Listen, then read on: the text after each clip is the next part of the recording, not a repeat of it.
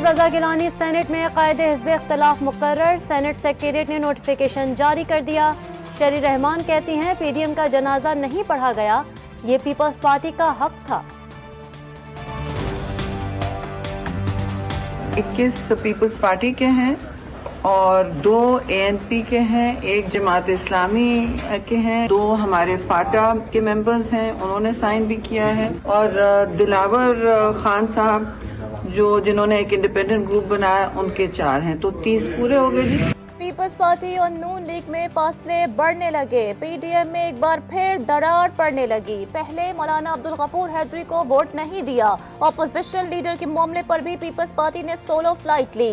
लीगी और JUI की क़यादत में टेलीफोनिक राबता। पीपल्स पार्टी के फैसलों पर तहफ़्फ़ुज़ात का इजहार। मौलाना फजलुर रहमान भी पीडीएम इत्तेहाद को नजरअंदाज करने पर PP और ANP पर खफा। सेनेटर्स को मिलाकर अगर लीडर ऑफ ऑपोजिशन का ओहदा हासिल किया जाए तो इससे पीडीएम के मकासद, पीडीएम की जदोजहद और यकीनन ऑपोजिशन के इत्तेहाद को धचका लगा है। पीडीएम इत्तेहाद को धचका लगा है। चेयरमैन सेनेट के पास जाकर हिज़्ब इख्तिलाफ बनाने की दरख्वास्त देना मुनासिब नहीं।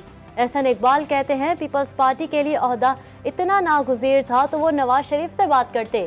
पीडीएम की जमातों ने आज़म नज़ीर तारड़ की हिमायत का ऐलान किया था। वज़ीर आज़म को SOPs के खिलाफ वर्जी पर नैब नोटिस जारी करे।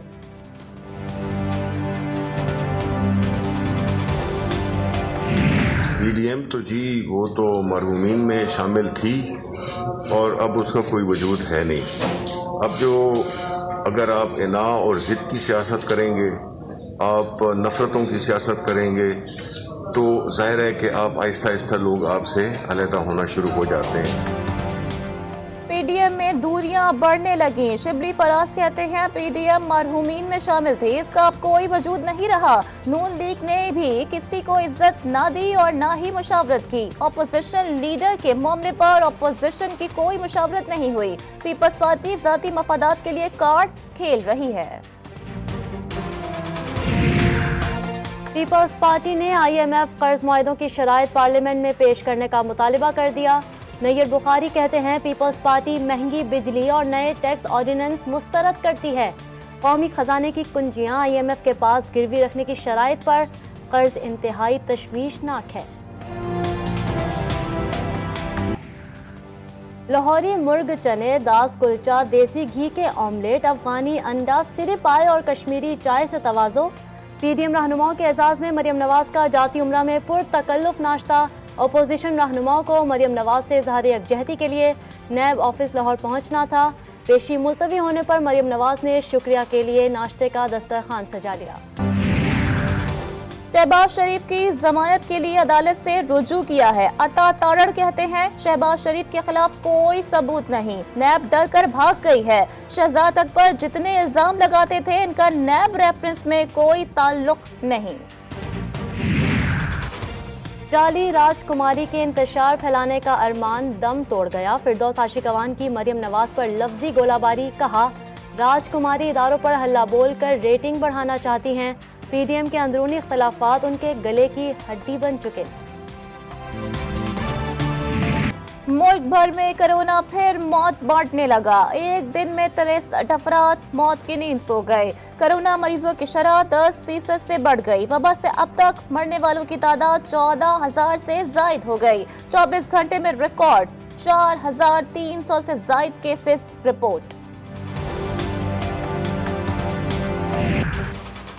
कोरोना की तीसरी लहर के जुनूबी पंजाब पर वार जारी। गुज़िश्ता 24 घंटों में 2 अफराद जान की बाजी हार गए। मुल्तान में वबा से मरने वालों की तादाद 479 हो गई। कोरोना की तीसरी लहर जानलेवा साबित होने लगी। इस्लामाबाद के अस्पतालों में कोरोना के 192 से जायद मरीज जेर इलाज, 50 से जायद मरीज वेंटिलेटर पर आ गए।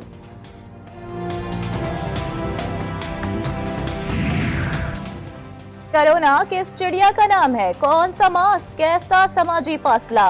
लाहौर के बाजारों में लोगों ने कोरोना SOPs की धज्जियां उड़ा दी। यकीनन PIA भी मुबारकबाद की मुस्तहिक है। यकीनन इससे टूरिज्म में भी प्रमोशन होगी और एक्सपोर्ट में भी प्रमोशन होगी। 17 साल बाद PIA की पहली परवाज सवात पहुंच गई। वजीर हवाबाजी गुलाम सरवर खान का इफ्तिताही तकरीब से खिताब। कहा, PIA के इक़दामात से सियाहत को फ़रोग मिलेगा। मुराद सईद बोले, सवात एयरपोर्ट से दूसरे मरहले में बैनुल-अक़वामी परवाज़ों का आगाज़ होगा।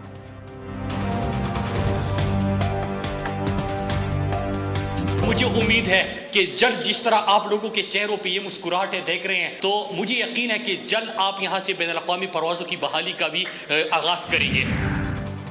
आज सवात के अवाम से किया हुआ वादा पूरा किया। वजीर आला KPK महमूद खान कहते हैं, सयाहत का फरोग वजीर आजम का जुनून है। ऑस्ट्रिया के सरमायाकार सवात में 4000 घरों का विलेज बनाना चाहते हैं।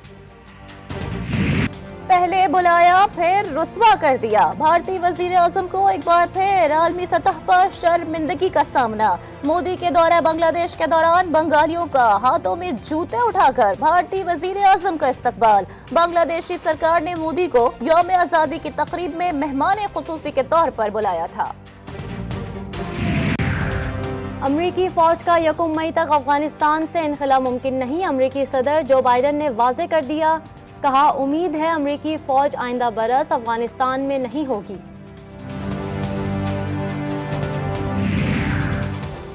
शुमाली कोरिया ने नई गाइडेड मिसाइल की कामयाब आजमाइश कर ली। 6 किलोमीटर मार करने वाला मिसाइल 2.5 टन वजनी वॉरहेड ले जाने की सलाहियत रखता है। सदर किम जोंग ने मिसाइल की आजमाइश का मुशाहिदा करने के बजाय प्योंगयांग में मुसाफिर बसों का इफ्तिताह किया।